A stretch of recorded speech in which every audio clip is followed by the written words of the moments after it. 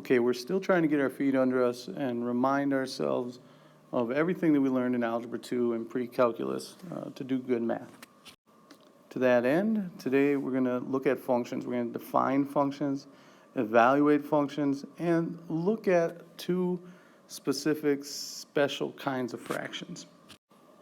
Now you can look all over in different math books online and stuff and find a lot of different definitions of what a function is. Now, they look different, but they're all basically saying the same thing, and that is that a function is a special relationship. It's a set of ordered pairs where we relate one element to another. But those ordered pairs in which each member of the domain is paired with exactly one member of the range. Now, I've always liked thinking about functions as if they were a machine. So I got this machine called f, and what I'm going to do is it's got inputs, and then f is going to do its thing and kick something out. Now, what we throw into the function can be a number, and most of the time it can be any sort of number. But wherever that number comes from, that's called the domain. All right, this big bucket that's got all the numbers that we can use. Now, we have some functions, like maybe if f of x equals 2x plus 1. A nice little linear function. I can put any number in there. And so any number that goes into that function is going to work. But we've got other functions. Maybe f of x is 1 over x. You know, I can take 2 and throw it into that function, and what's going to come out of it is going to be 1/2, right? I can take a negative number like -5 and throw that one in there, and what's going to come out is going to be -1/5. But if I were to try and throw 0 in there, then nothing's going to come out. You know, the function doesn't work. So the domain a lot of times can be any sort of number that we want, but not always. Sometimes the domain has to be restricted. But what we think about in terms of the domain is that it's all the inputs, all the x's that we can throw into the function, everything that goes in. And then what comes out? I mean, f is going to do its thing, whatever it is. Maybe it multiplies x by 2 and adds 1. Maybe it takes a reciprocal of that number, we don't know. But whatever f does to it, what comes out we call f of x. And that falls into the bin of finished numbers that we call the range. Together, these two are paired up. And so we think of those as ordered pairs, that like when I threw 2 into this function, what came out was 1/2. And those two numbers are paired together as an ordered pair. In general, when I'm talking about this general function f, if I were to throw x into the function, what's going to come out is f of x. And these two values are going to be paired together. So that notation, f of x, the f parentheses x, what does it mean? It does not mean f of x, right? So when I ask you this in your homework, when I ask you this on your test, do not say that f of x means f of x. F of x means the value of the function f evaluated at x. So if I have something like g of 7, that's going to be the value of g at 7. Also, when we look at g of 7 in particular, I can tell you one element of the domain. One element of the domain is 7. 7 obviously works because I got g of 7. And I can also tell you one element of the range. Not specifically what its value is, but its value is going to be g of 7.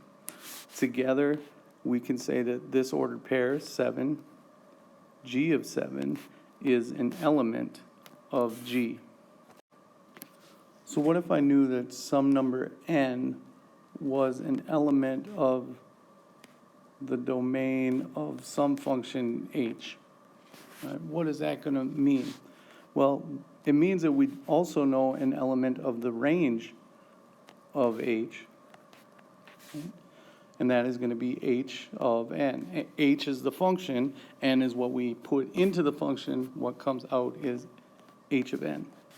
And we also know the ordered pair n h of n is in the function h. All right, h contains a lot of ordered pairs potentially. You know, if we thought of it as a line or a curve or something, there's infinitely many points in there. One of those points can be described as n h of n. Anyway, what if we have f of x is equal to 5x minus 20? Can you find f of 2? I hope so. F of 2 means we're going to take 2 and plug it in everywhere we saw x. So I'm not going to replace the 5 or the minus 20. Instead, I'm going to take the x out and put in a 2. And when we simplify that, we'll get 10 minus 20, of course, which is negative 10. So what's in the domain? And what's in the range? All right, the domain was the number that we put in, and the range was the number that we got out. Now, that's not the entire domain or the entire range. Those are just one element of the domain and one element of the range. Could you also find f of a? Well, since I have f actually defined as this f of x equals 5x minus 20, then f of a is going to be 5a minus 20. So wherever the x was, take the x out, put a in. How about f of x plus delta x? Whatever that is, well, we're going to take the x out and put in x plus delta x. Don't worry about that delta x right this second. We're going to talk about it in a minute. Could we, in a sense, work backwards? Could we find all c's such that g of c is equal to 0? Right? So by working backwards, I know what one element of the range is. Can I find that element of the domain that's paired up with it? And to do that, all we have to do is take the equation that we have, that 3x minus 6 over x plus 1, and set it equal to 0. Now, of course, the question doesn't say anything about g of x. It says g of c. So we shouldn't have x's in there. We should instead have c's, right? Technically. But then we just go ahead and solve it. To get rid of a fraction, I'm going to multiply by the denominator. So I'll multiply both sides by the c plus 1 to get that to cancel. And of course, when I multiply by 0, that's 0.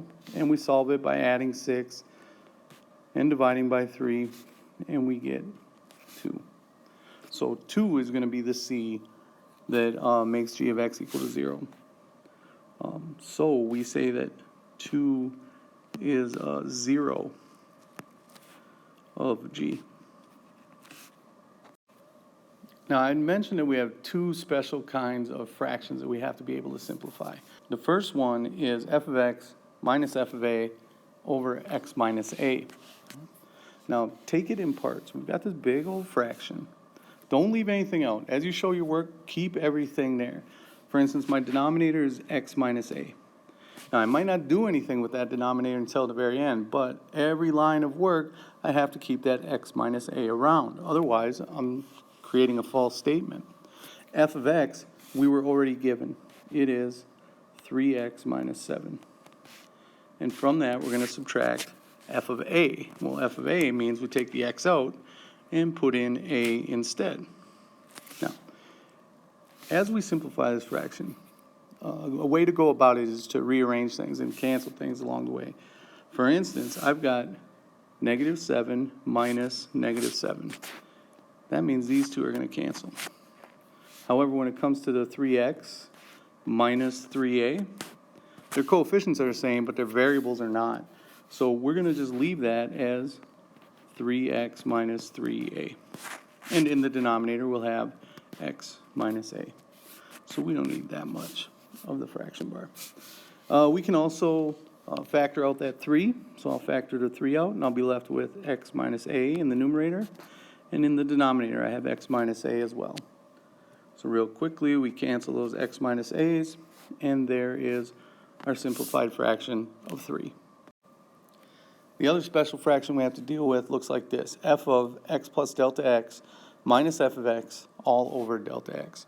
And before we get into that, maybe I should take a minute and talk more about that delta x. Delta x is this triangle and the x combined together. They're not two separate variables, all right? They're two separate symbols, but they are combined together as one variable, all right?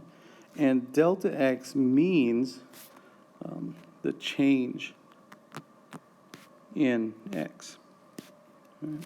So we have to treat this as one unique variable all by itself. It's not going to be the same value as x is. It's going to have a different value. When we take this and square it, what we get is delta x squared. What we don't get is delta squared times x squared, because it's not this triangle times the x, right? Delta is specifically talking about that change in x. So back to our fraction. When we have to find f of x plus delta x minus f of x all over delta x, keep everything around, including the delta x in the denominator. Then go piece by piece.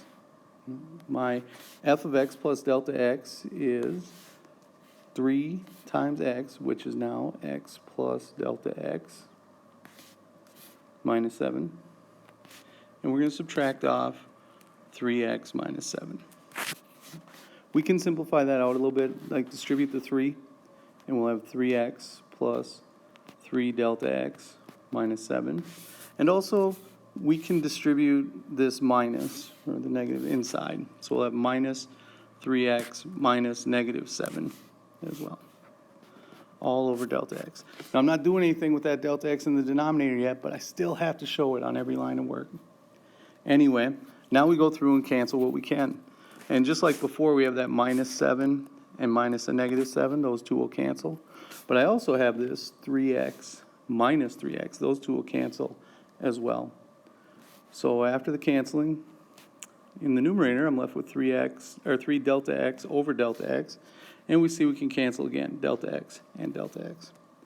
And when it all simplifies, we're left with 3. Again, 3. I wonder if that's going to happen every time, where we just always get the same value no matter what, no matter which fraction we deal with. So let's try it on g of x here. Here I got g of x is x squared plus 4x plus 3. And let's find g of x plus delta x minus g of x all over delta x. So I'm going to keep my delta x around. And for g of x plus delta x, well, we're going to start with x squared. So that'll be x plus delta x squared plus 4x plus delta x plus 3. That's the g of x plus delta x. Then, for g of x, we have x squared plus 4x plus 3.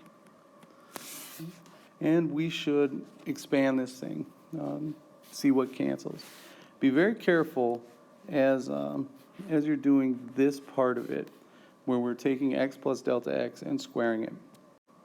Remember that you're not left with x squared plus delta x squared, although you do have those two pieces.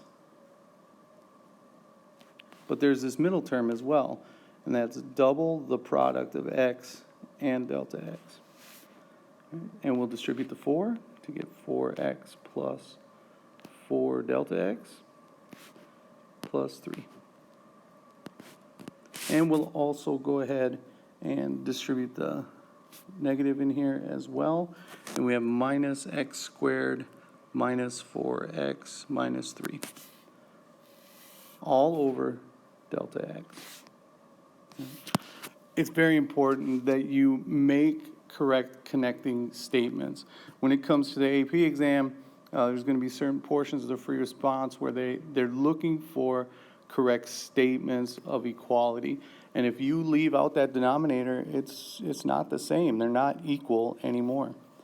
Anyway, let's go back to the numerator and start looking for some pluses and minuses to cancel. As we go through, I see I got this x squared to cancel with minus x squared. There's a 4x to cancel with a minus 4x, and a 3 to cancel with the minus 3. And I hope you're catching on to this, but if you're not, pay attention to it in the future. But all of the terms in the g of x part end up canceling with something in the front side of it. And what we're left with is 2x delta x plus delta x squared plus 4 delta x, all over delta x. Another thing to notice is that everything that we're left with in the numerator has at least one delta x in it. So we can factor that delta x out so that it will cancel with the one that's in the denominator. And what I'm left with when I take it out of the first term is 2x. And when I take that delta x out of the delta x squared, I still have a delta x. And when I take it out of the 4 delta x, I'm just left with 4. So finally, the delta x's cancel, and we're left with our final answer of 2x plus delta x plus 4. One last example here, g of x minus g of a over x minus a. I'm kind of wondering if I'm going to get the same answer as I got before, but I doubt it because my last answer had a delta x in it. There's not going to be any delta x's in here. But let's do this problem anyway. If we're going to simplify it, first we got to plug things in. G of x is my x squared plus 4x plus 3. And my g of a is a squared plus 4a plus 3. And in the denominator we'll have x minus a. I hope you can see right away that we have some canceling that's going to happen. Those 3's. I got 3 minus 3 with the minus in the middle here. Anyway, let's write it all out now. I'm left with x squared plus 4x from the first function, and then distribute the negative. We get minus a squared minus 4a, all over x minus a. Now, I've been doing this for a while, and I see a lot of people come up with a lot of bad math and try and factor by parts like this, and it does not work. So don't do that. The very most important step happens right here. You have to rearrange this thing before you can do any factoring. And so rearrange it as x squared minus a squared. So get those squareds right next to each other. Then get those 4 terms together, the 4x and the 4a. Put those right next to each other. Now we can go ahead and factor by parts right here. When we factor on the front side, x squared minus a squared, that's the difference of 2 squares, x plus a and x minus a. Looking at the back half, we could just factor out the 4, and we're left with x minus a, all over x minus a. Right now I have 2 terms. Here's one term, here's a second term. Both of those terms have a common factor, that common factor being x minus a. If I were to factor that out, what I'm left with is x plus a from that first term and plus 4 from that second term, and x minus a in the denominator. I like that because we get that x minus a in the numerator and denominator to cancel, and our final answer is x plus a plus 4. And if you're wondering, from the last fraction, we got 2x plus delta x plus 4. So, no, they didn't turn out to be exactly the same thing. However, they did have this one piece that was the same, that plus 4. I wonder if that's got anything to do with anything. I guess we'll find out later.